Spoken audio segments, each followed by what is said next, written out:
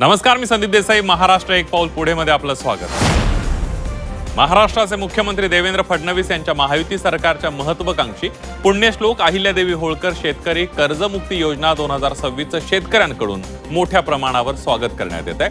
या योजनेअंतर्गत पहिल्या टप्प्यामध्ये राज्यातील 6,22,207 पात्र शेतकऱ्यांच्या कर्ज खात्यांवर तब्बल 5,029 कोटी रुपये इतकी रक्कम थेट ऑनलाईनच्या माध्यमातून जमा करण्यात आली आहे. मुख्यमंत्री देवेंद्र फडणवीस यांच्या हस्ते या थेट लाभ वितरणाचा राज्यस्तरीय शुभारंभ करण्यात आला. यावेळेला महाराष्ट्राच्या उपमुख्यमंत्री सुनेत्रा पवार, राज्याचे कृषी मंत्री दत्तात्रय भरणेही उपस्थित होते.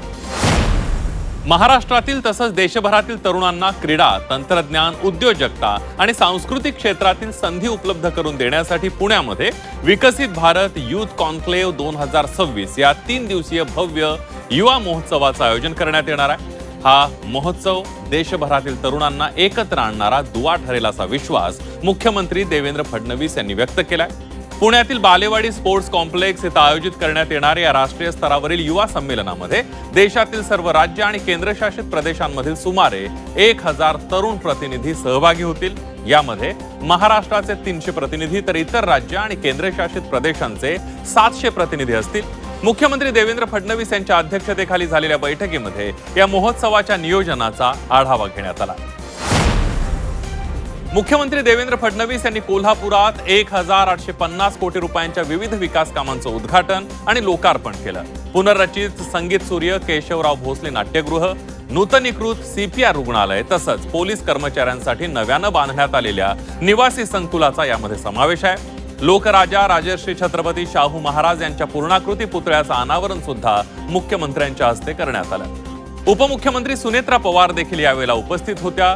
ऐतिहासिक वारशाचं जतन, आरोग्य व्यवस्था बळकट करणं, पोलीस कर्मचाऱ्यांना सक्षम करणं, क्रीडा, पायाभूत सुविधांचा विस्तार आणि हवामान बदलाचा सामना करण्याची क्षमता निर्माण करणं अशा अनेक आघाड्यांवर कोल्हापूर आज आपल्या वैभवशाली इतिहासाचा आदर राखत एका आधुनिक, बलशाली आणि भविष्यवेधी शहराच्या दिशेनं पाऊल टाकतंय असं मुख्यमंत्री देवेंद्र फडणवीस यांनी यावेळेला म्हटलंय. यापूर्वीही कोल्हापूरमध्ये कधी कमी पडू दिलं नाही, यापुढेही कोल्हापूरला कमी पडू देणार नाही. मी असेन, शिंदे साहेब असतील किंवा सुनेत्रा वहिनी असतील, आमचं सगळ्यांचं प्रेम कोल्हापूरवर आहे. पांढऱ्या तांबड्यावर पण आहे, पण कोल्हापूरवर जास्त आहे.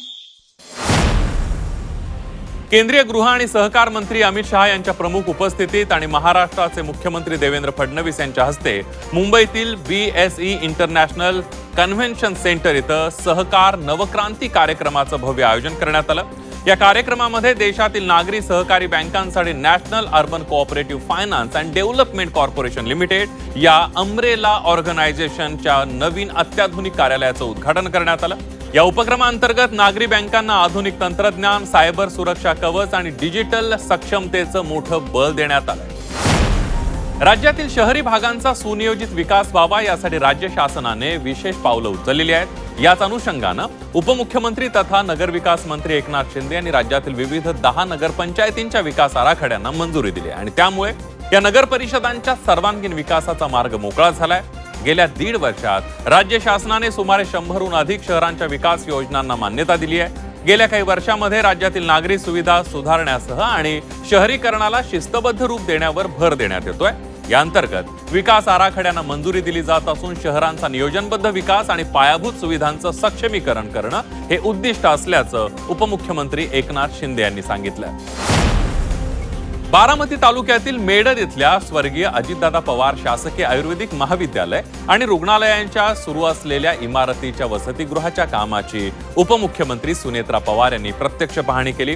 कामं वेळेत, दर्जेदार आणि गुणवत्तापूर्ण करण्याचे निर्देश त्यांनी या संबंधित यंत्रणांना दिलेले आहेत. कामं उच्च दर्जाची असावीत अशा सूचना त्यांनी अधिकाऱ्यांना दिल्या. तसंच बारामती दौऱ्यादरम्यान उपमुख्यमंत्री सुनेत्रा पवार यांनी श्री क्षेत्र मयुरेश्वर गणपती मंदिर परिसरातील विकास आणि जीर्णोद्धाराच्या कामाची सुद्धा पाहणी केली. धार्मिक ऐतिहासिक महत्त्व जपत आराखड्याप्रमाणे कामं दर्जेदार करण्याचे आदेश यावेळेला उपमुख्यमंत्री सुनेत्रा पवार यांनी दिले.